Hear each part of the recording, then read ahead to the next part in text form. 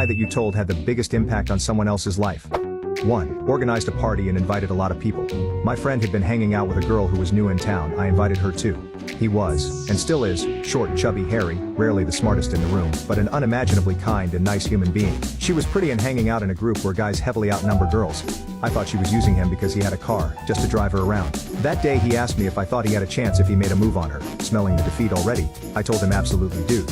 At least he would get rejected and be able to move on instead of orbiting her. It worked though, and they are still together almost 8 years later. He still thanks me sometimes for helping him make up his mind. 2. When I was in grade 8, my little brother asked me what extrapolation meant, and I told him it was the act of defecating out a window, and that in the olden days, it was standard practice for pilots as there were no facilities on wooden planes. Didn't think anything of it, until years later he came home furious. He was in high school math class and the question came up, so he raised his hand and proudly answered to the confusion of his peers. Whenever he got up to use the washroom for the rest of the year, people would tell him not to extrapolate. 3.